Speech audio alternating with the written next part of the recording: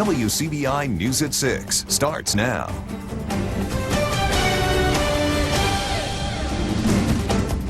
Good evening, everyone. A viral video is moving from one phone to another in Monroe County. It shows an inmate putting campaign signs together that have Sheriff Cecil Cantrell's name on them. He addresses the video today with our Riley Livingston. She joins us in the studio with that story. Riley. The sheriff believes this video was made months ago and is being released just weeks before the election for political gain. He says there's an explanation for how the inmate started working on the signs. In this video sent to WCBI, you can see an inmate wearing a green jumpsuit putting wireframes on political signs with Sheriff Cecil Cantrell's name on them. The sheriff says he became aware of the video on Tuesday night. Now he wants to explain what people are seeing. I'd like to say that there's an inmate that was housed here at the Monroe County Work Center. He took it upon himself to go down and put some signs together. I don't know why he did that. Nobody encouraged him to do that. Nobody asked him to do that.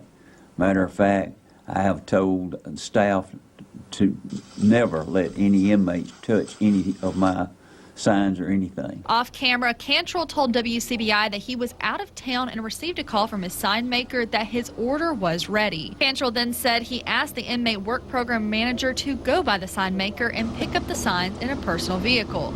The signs were then left at the inmate workshop for Cantrell to get the next day. The sheriff says the video had to have been taken months ago. Out on parole about 2 months, I guess, or more. So this had to happen back in March or April. He made a statement to MDOC this morning that he got bored and he didn't have anything else to do, so he went down to the shop, which the inmates go down there just about any time they want to work, and he saw those, and he took it upon himself to do what he did.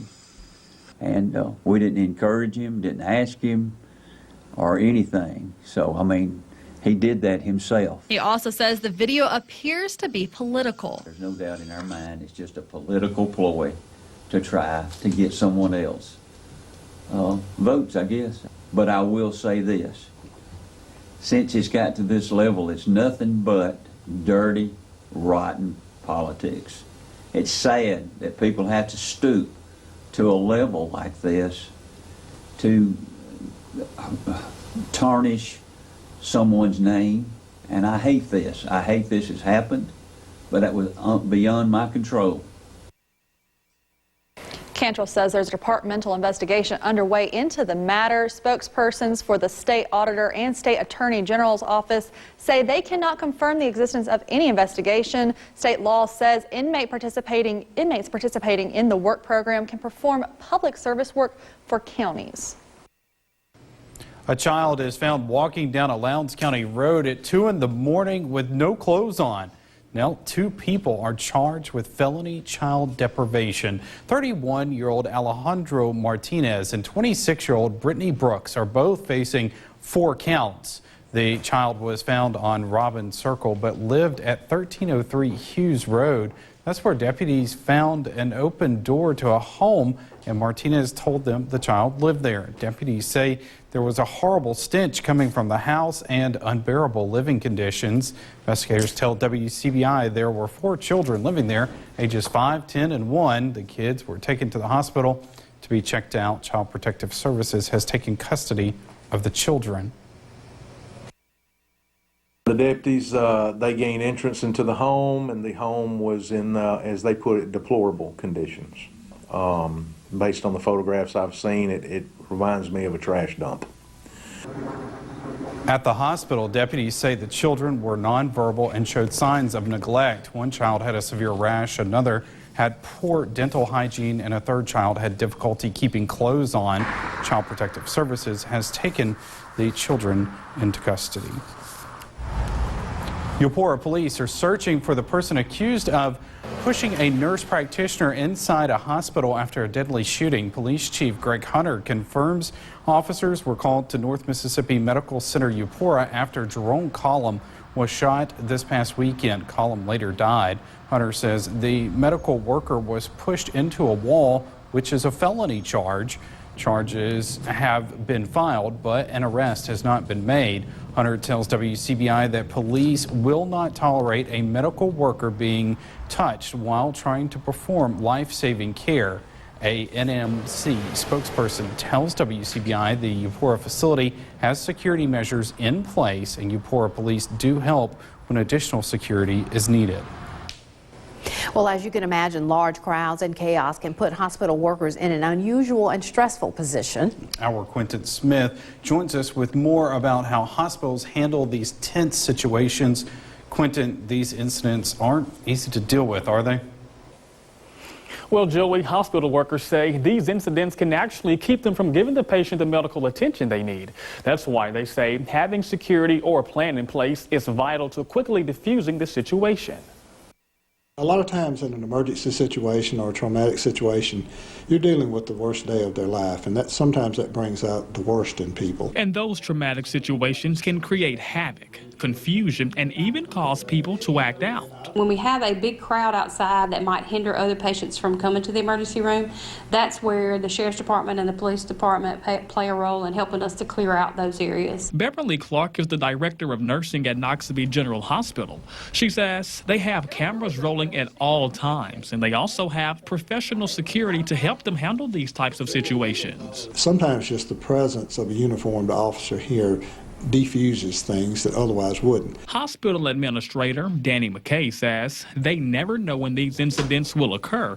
That's why they've implemented emergency procedures. We lock down different areas of the hospital, and we take guests out and allow only a few people at a time back with the patients. Smaller hospitals generally have a code that they can call, and it will call all the able-bodied people to a certain area, and without saying we have a security risk in room 3, then we generally page code gray to room 3, and then all able-bodied people will appear there, and at that time sometimes that's intimidating and it settles the situation down. McKay says they've experienced hostile environments before, and they use them as learning experiences.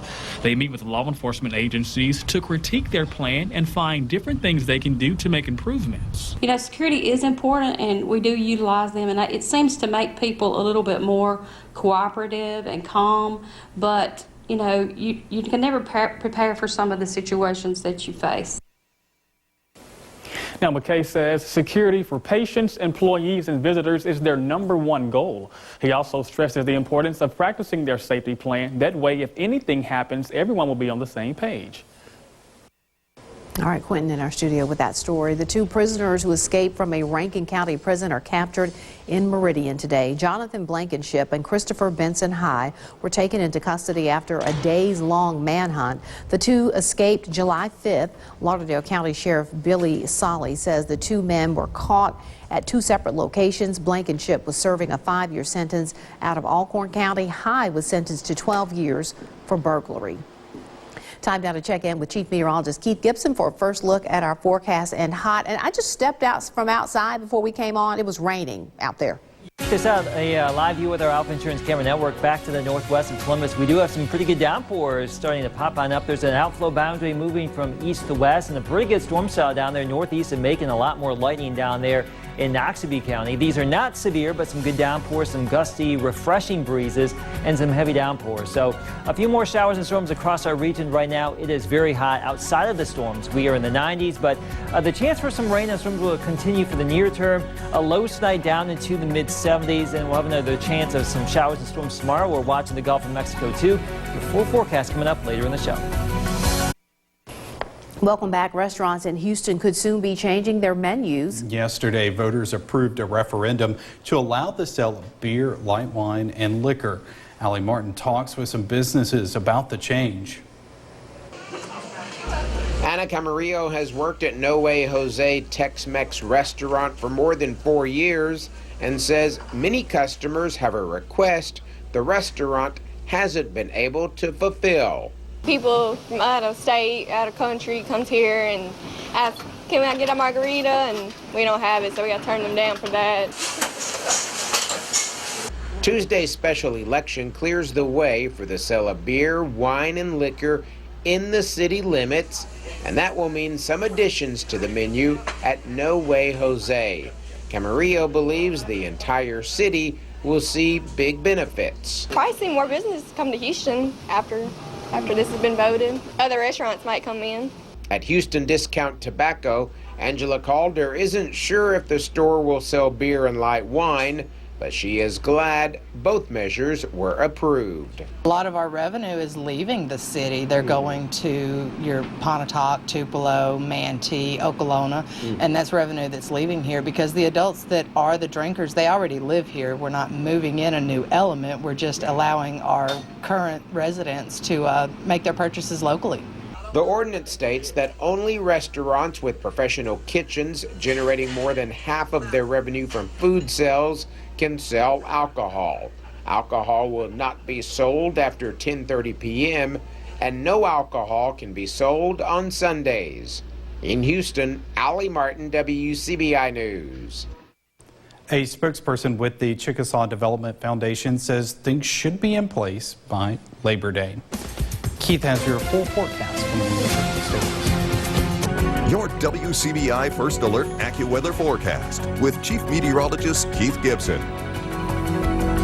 6:17, a live view with our Alpha Insurance Camera Network. Yes, we have some downpours out there. You can see that rain falling in Columbus, a building thunderstorm east of Louisville, Mississippi. Some debris clouds there in Vernon, at Durham's Pharmacy, and in Tupelo right now. So pretty active out there. Some downpours and a little bit of thunder and lightning showing up from Columbus back to the west towards the Tenn-Tom Waterway.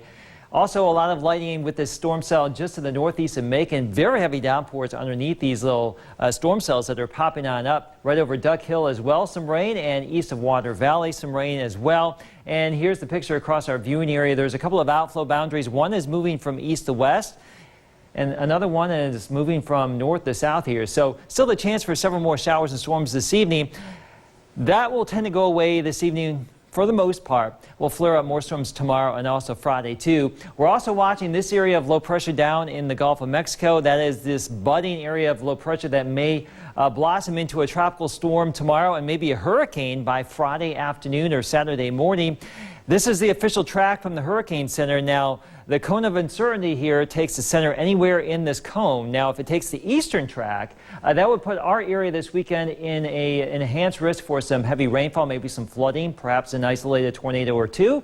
Now, if it takes the western track, our impacts would be basically minimal around here. Now, we just don't know exactly where it's going to go at this point. Models are taking it back into southwestern Louisiana by Friday.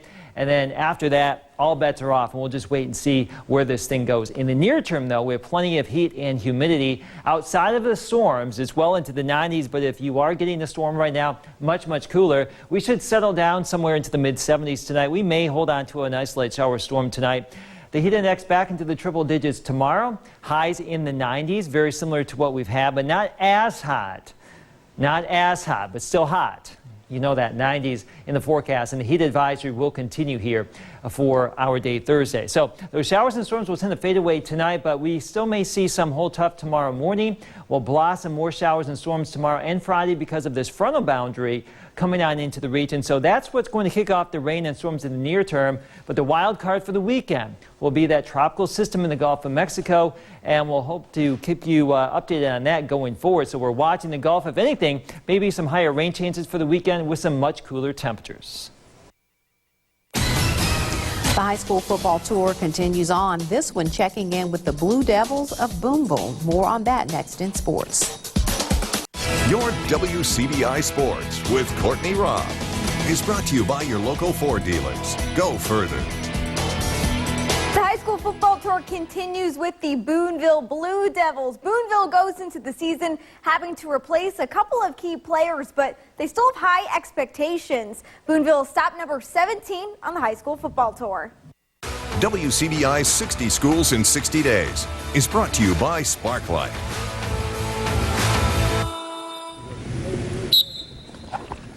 Coming off an 11-1 season, the Boonville Blue Devils look to continue their winning tradition. After losing 7 seniors, the Blue Devils feel strongly about the group they have. We've been working really hard. We've been coming in here every day, pushing. We've been pushing each other. I think this year is going to be a different team than we were last year. Well, this year team, we're just a little smaller, but we got big hearts. We're going to keep doing what we got to do to win. To go along with that heart includes talent. Davian Price, number 8 from last year. We expect him to pick up. We'll have a sophomore named L.J. Shumpert. Expect a lot out of him. And those are two that kind of stood out in the spring. Of course, our quarterback, John Daniel Deaton, will be back, and we should have a very experienced offensive line this year, which I'm really looking forward to. We could be really, really good up front if we can stay injury-free. Our quarterback's really good. Our offensive line is just as strong as last year, if not stronger. I don't see anything going wrong for it. I feel like we got a really strong team this year. The team does feel like there's something different about this year's bunch. We have a lot of good kids here. Quantity of quality, if that makes sense. We've got more kids that have bought into our program that are really pushing right now. All the guys, they know each other real well, like a brotherhood out here, just keeping each other up. Boonville hopes their hard work and brotherhood can help push them over the top. We got to work a little harder than we did last year. That left a bad taste in our mouth.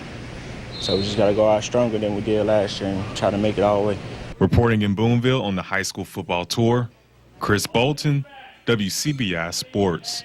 60 Schools in 60 Days with Boonville High School was brought to you by Boonville Community Pharmacy and Farmers and Merchants Bank. ICC has a new face leading its volleyball program. Athletic Director Carrie Ball Williamson introduced Priscilla Morgan as not just a new coach, but a history maker. Morgan becomes the first ever women's volleyball coach at ICC after serving as head coach at Texas Wesleyan University and finishing there with a 27-7 overall record. Volleyball is a new sport being introduced to ICC athletics. Morgan calls it a special moment to lead this brand new team. A special moment for sure. It's one that I'm going to remember for a really long time. It's not every day that it's your first time that you get to create a program from scratch. And just the love of everyone being here today, how excited. I wish I would start right now, go put my whistle on and enter the court right now. That's it for sports. We'll have the last look at your weather, and it looks like it might storm, but coming up after the break. Stay with us. All right, that's a classic-looking storm looking east of Louisville. That's an over impressive cloud. Yeah, there. I know. How about that? Underneath that in Knoxville County, though, it's coming on down. Some pretty good rain near Macon. And also in the Columbus area, too. We just heard some lightning outside the studio. These storms are kicking up some good downpours, lightning. Nothing severe in here. Perhaps a little bit of small hail in those heaviest cells, but in general, good summertime storms. Most of that goes away this evening. A chance for more rain and storms Thursday, Friday. Still hot and humid. And don't forget about this weekend. We have that system in the Gulf. We'll keep watching it for you. Yeah. On the bright side, there were 80s in your forecast. Better than 98. Yes. This is true. Thanks for joining us, everyone. Have a good night.